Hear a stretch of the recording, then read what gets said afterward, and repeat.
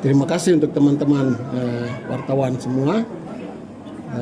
Momen ini adalah momen berahmat. Jadi saya kira bukan sekedar peringatan biasa, tapi adalah momen berahmat, momen anugerah yang Tuhan berikan kepada gereja di Tanah Papua dan seluruh rakyat di Tanah Papua ini. Peristiwa luar biasa. Saya melihat suasana yang begitu meriah, mengagumkan, sangat menggetarkan, sangat memberikan satu pesan yang luar biasa. Terutama bahwa dengan peristiwa ini ada kehidupan, ada kebangkitan, terutama kesatuan. Kesatuan gereja umat Katolik dari seluruh wilayah Papua ini, mulai dari Merauke sampai Sorong, kita adalah satu cara gereja. Kemudian secara sosiologis antropologis kita orang Papua menjadi satu. Baik itu Katolik, Kristen, Islam, sebagai Papua itu harus satu. Itu yang utama. Supaya kita jangan dipecah belah oleh apapun atas kepentingan, atas nama, karena banyak menggunakan atas nama agama, atas nama pembangunan, atas nama proyek, lalu memecah belah kesatuan orang Papua, kesatuan baik secara gereja maupun secara adat. Karena itu saya kira peristiwa ini menjadi pesan yang kuat. Kemarin Bapak Ketua Pak Freddy Arpopor sudah memberi sambutan, memberikan poin-poin bahwa perayaan ini adalah perayaan kultural, perayaan budaya, perayaan situs iman yang mengikat dan mempersatukan tali persaudaraan. Ikatan kita berbeda-beda, tapi kita satu Papua, satu perahu Papua ini yang harus dijaga. Jangan dipecah belah oleh kepentingan apapun. Sehingga hari ini kita ditutup dengan pencurahan Roh Kudus, lebih mengikatkan kita pada hari ini di stasi Sakertemin ini menjadi momen kesatuan itu. Semoga semangat kesatuan itu terus diperjuangkan. Kita pertahankan, jangan kita terprovokasi oleh orang-orang lain, oleh roh-roh jahat lain, kepentingan-kepentingan yang memecah belah atas nama suku, atas nama agama, atas nama wilayah. Itu tidak boleh.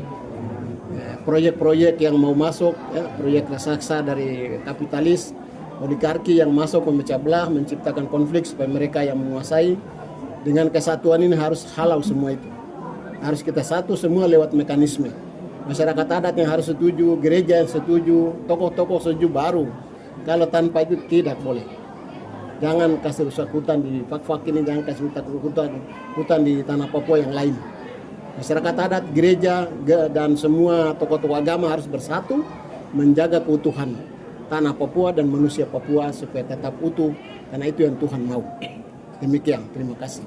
Izin Monsinyur, terkait dengan kegiatan ini kan keterlibatan bukan hanya umat Katolik dalam kegiatan ini. Bagaimana pandangan Monsinyur terkait dengan toleransi umat beragama di Kabupaten Fak-Fak? Ya, saya kira di Fak-Fak ini menjadi model, menjadi contoh untuk seluruh Papua, di mana adat, agama, suku itu bersatu. Ya, sehingga momen perayaan ini dengan teman-teman Muslim, semua saudara-saudara kita dari Muslim ikut terlibat, itu menjadi suatu yang pelajaran yang berharga dan menjadi pintu masuk bagi seluruh Papua.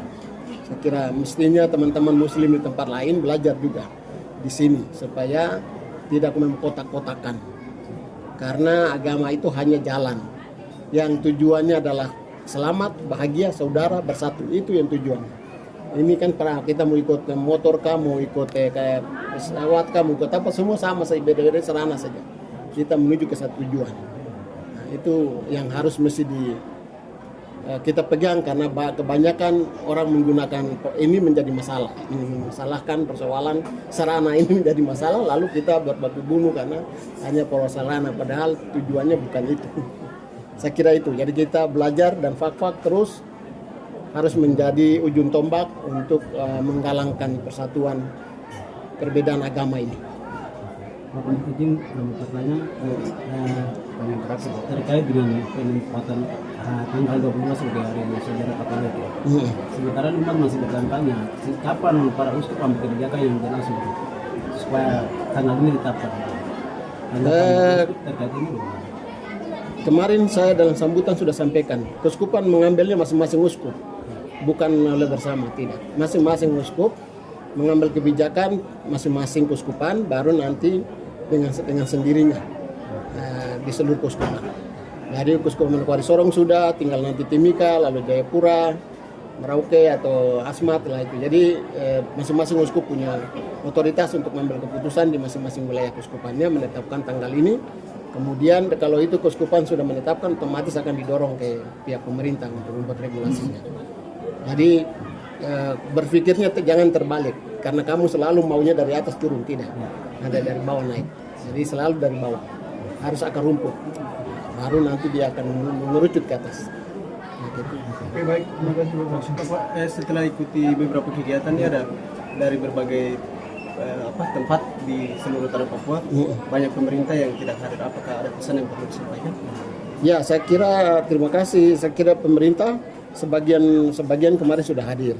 Ada MRP banyak hadir dan mewakili. Ada DPRD juga dari Provinsi Papua Barat kemarin sudah pesan dari Gubernur bahwa itu otomatis itu juga bagi semua pejabat di tanah Papua. Bahwa peristiwa gereja Katolik ini peristiwa untuk umat, untuk masyarakat. Jadi bukan pemerintah, itu adalah melaksanakan amanat rakyat. Jadi pemerintah mewujudkan kebijakan-kebijakan berdasarkan kebutuhan dari rakyat ini. Jadi saya kira pasti mereka yang lain walaupun tidak hadir, nanti rekomendasi dan ini akan dikasih lagi panitia menyampaikan ke pihak pemerintah sebagai satu usulan dan sebagainya. Nanti pemerintah tindak lanjuti. Saya kira itu.